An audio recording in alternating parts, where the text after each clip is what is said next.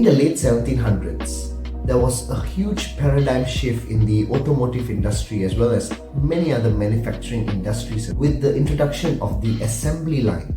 So what happened in this was it increased in the division of labor of specific workers doing specific tasks instead of having a broad breadth of knowledge and skills in every single department of work in the production line. Or perhaps we look at the internet. With the invention of internet, which was groundbreaking, it caused a paradigm shift in how people look at getting information, communication, work or shopping. I bet you were on Shopee at the start of the year, weren't you? And I would consider all these pretty new in terms of having paradigm shifts. But what if I told you that 2000 years ago, there was already a paradigm shift happening in the time of Jesus?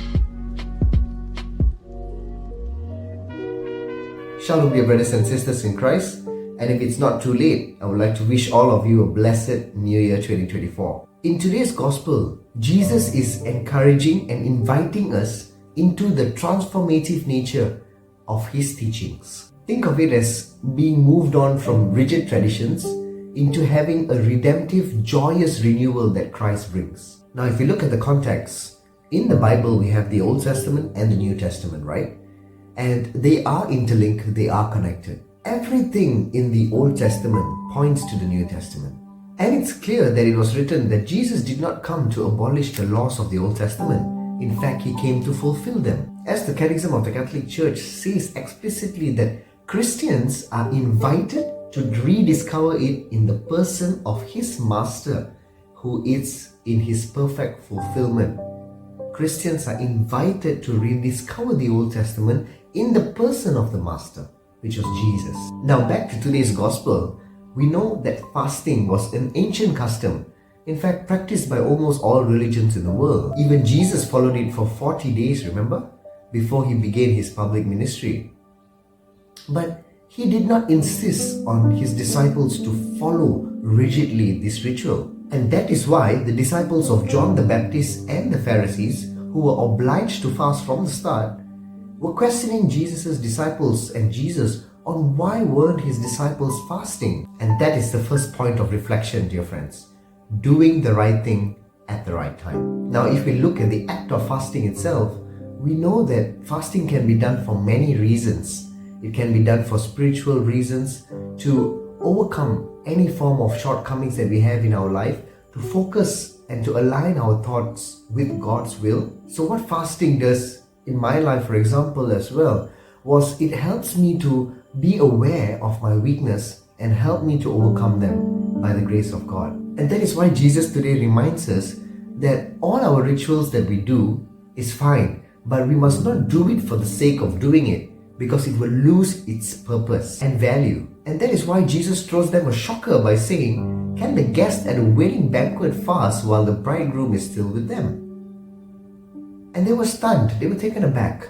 Why is this man talking about a wedding banquet when we are talking about fasting? Now, by using this analogy, dear friends, Jesus identifies Himself as the bridegroom. He is reminding us that His earthly presence was a reason to celebrate, a reason to be in a joyful mode, and not to fast and mourn. The day will come when the bridegroom will be taken away from them, and then if they wish, they can fast. Again, if we look back to the interlink between Old Testament and the New Testament, we hear many times in the Old Testament God Himself is referring as the bridegroom to the people of Israel, right? In the New Testament, Jesus is the bridegroom for His people. So let's try to understand, my dear friends, why we do what we do.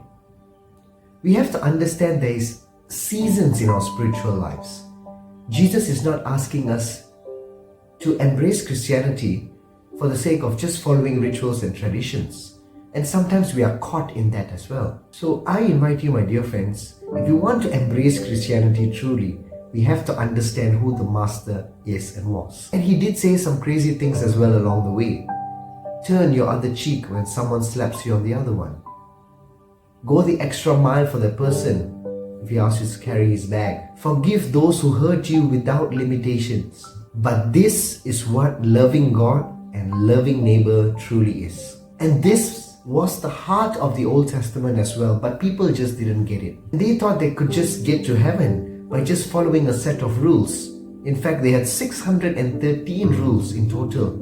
And they thought that if they're going to just tick off all 613 boxes, they get to sit on the throne in heaven with Abraham and Jacob and the rest of the OT gang in heaven. Some of us think that being a Christian is just follow a set of rules. Go to church once a week, make confession once a year, and we are all set. A few of us who are really adventurous perhaps will dig back into the Old Testament to continue ticking off some boxes. But being Christian means being like Christ. And that is not just only following a set of rules and traditions. It's by imitating Christ more and more. So today, my dear friends, I want to challenge each one of us. Yes, it's difficult to do fasting from food, right? But I want to encourage us to sometimes attempt to fast from our own self-will. Because submitting our will to God's will requires an even more stronger faith and a greater love, right?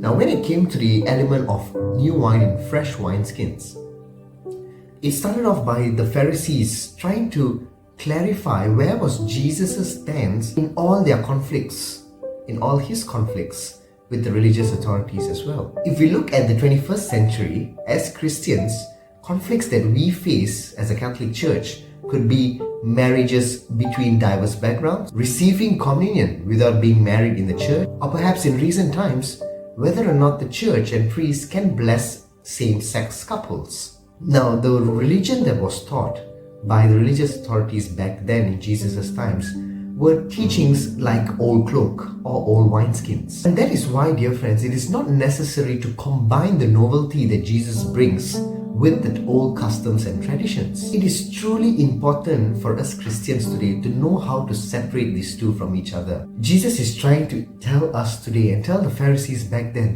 that with his coming, everything is now brand new. Everything changes.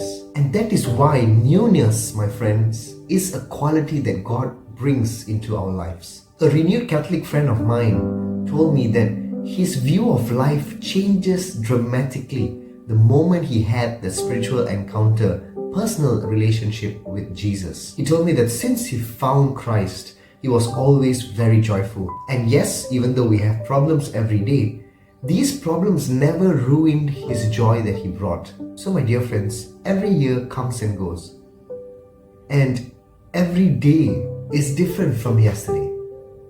So today we ask ourselves whether or not we are living in the moment, embracing what true Christianity is all about in our day-to-day living. Live in the present is somewhat Jesus' message here today.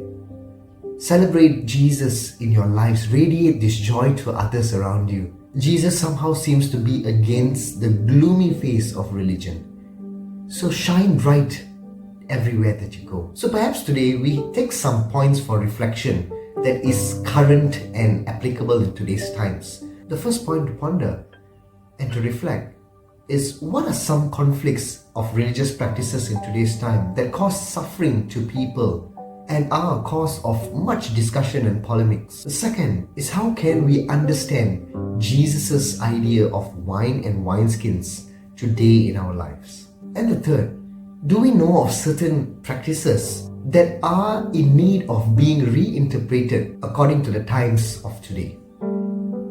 So we take these questions together with a reflection of the day, and we ponder on how we look at Christianity and how we should radiate and be Christ-like to all those around us.